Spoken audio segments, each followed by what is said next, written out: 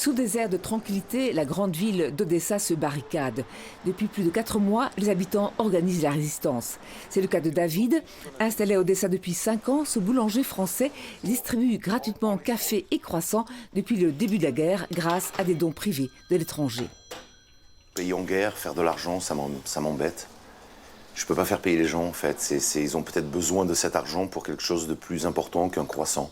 De voir que ça les fait sourire et qu'ils ont les yeux qui brillent avec de joie parce qu'on mangeait du chocolat qui n'y a presque plus et des produits sucrés, bah, ils sont contents et puis ça me rend heureux à moi aussi.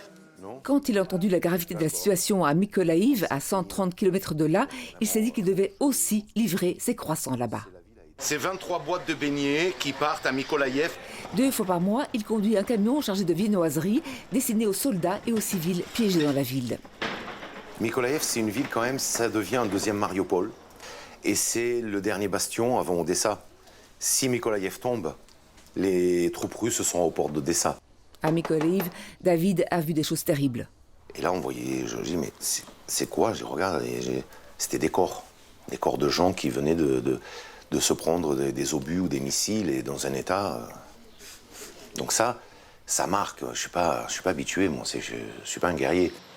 Peu à peu, des bénévoles l'ont rejoint pour l'aider. Ala est la maman de 2 enfants. Elle accompagne les camions de David jusqu'à Mykolaïv et il soigne délibérément ses tenues vestimentaires quand elle se rend sur place. Je pense que c'est important dans ces temps difficiles d'amener aux gens quelques petits moments de joie pour qu'ils sentent qu'il n'y a pas seulement la guerre qui les entoure, mais aussi une vie normale, la beauté, qu'ils sentent la vie au fond d'eux-mêmes. Parfois même, les militaires me demandent « S'il te plaît, viens avec tes hauts talons et tes robes ». Et chaque fois, j'y vais, je porte une tenue différente. Artem est russe. Il se trouvait à Odessa quand la guerre a commencé. Il est resté. En Ukraine, je me sens chez moi, à Odessa surtout. Vous avez encore vos papiers russes? Non. Non. Ben, si vous voulez. Ils sont là.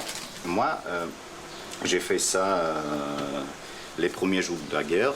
Je me suis dit, même le matin, quand j'ai entendu 4 explosions, j'étais pas endormi, j'ai entendu 4 explosions, j'ai tout compris. Je me suis dit, voilà, c'est ce que je vais leur montrer aux délibérateurs. Ils voulaient nous délibérer des nazis. Quels nazis, mais... David, Ala et Artem résistent ensemble, même si chacun sait qu'il restera hanté par cette expérience. Parce que j'ai vu des choses que je voyais à la télé et j'étais content de regarder la télé. Le soldat Ryan, on regarde les films de guerre, j'aimais ça. Mais là, je pense que les films de guerre, j'en ai assez vu pour le restant de ma vie.